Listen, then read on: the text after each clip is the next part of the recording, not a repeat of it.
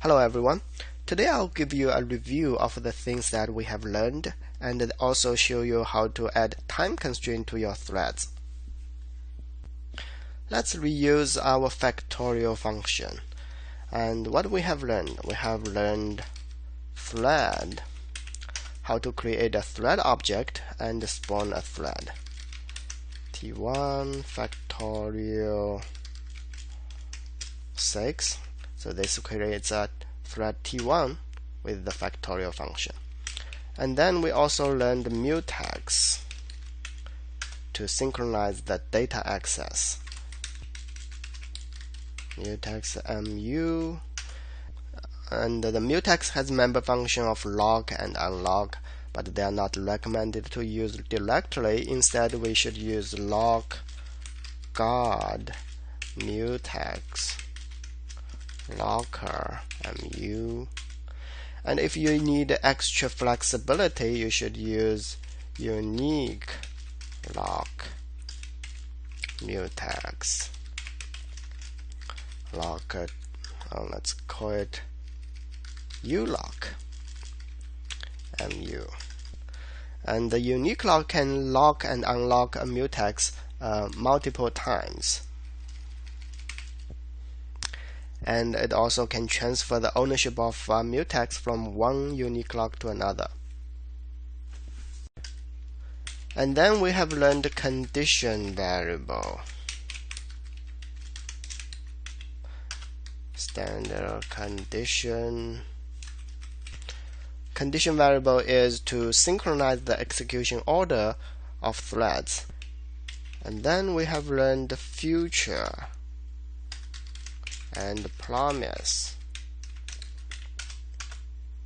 I can create a promise int p, and p is promised to send the integer variable, and I can create a future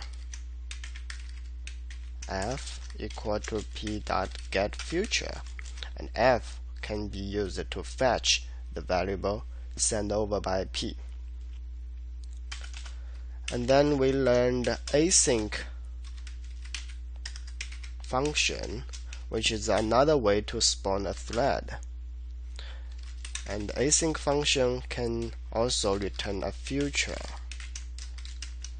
equal to async factorial 6. Async can either spawn a child thread to run the factorial function or run the factorial function in the same thread.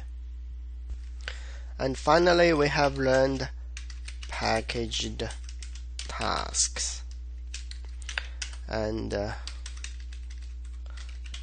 packaged task is a class template that can be parameterized with the function signature of the task we are going to create, in this case factorial. And later on, the task can be executed the same way you run the function. And the task can also return a future fu2 to fetch the returned value from the task. So these are the threading utilities that the standard library provides. And we can add a time constraint to some of the utility functions by using the chrono library. If you are not familiar with chrono library, you are recommended to watch my another 2 videos on that topic. You can find them in the Modern C++ playlist. Let's start with thread. Any thread can sleep for a certain amount of time. Standard this thread sleep for chrono milliseconds 3. So this thread will sleep for 3 milliseconds. And now let's define a time point.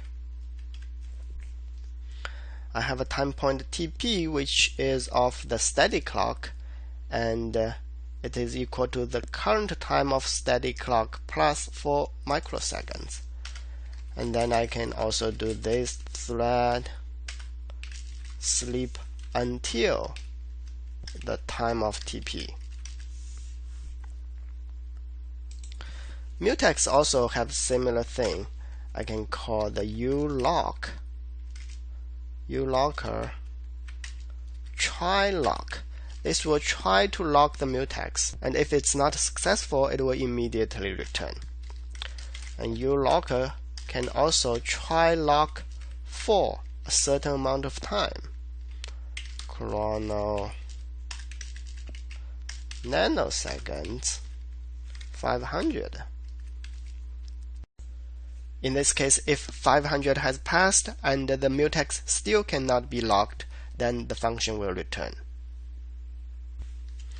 I can also do ulocker.try lock until a certain time point. You probably have seen the pattern. The functions that end with _4 takes duration for a parameter, and the functions end with _until takes a time point for parameter. And same thing for condition variable. We have used the wait function, and there's a wait for, which takes a duration chrono microseconds 2, and wait until takes a time point. But what's different for condition variable is it also needs to take a unique locker as its first parameter.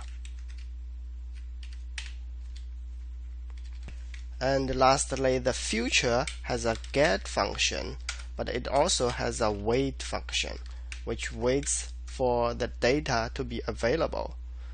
Actually, the get function will internally call the wait function. So the get function, if finds that the data is not available, it will wait. And for wait function, it also has a wait for that takes a duration and wait until that takes a time point. So this shows how the thread libraries can be used with certain time constraint. That's all for today. Feel free to check out the other videos I have, and see you next time.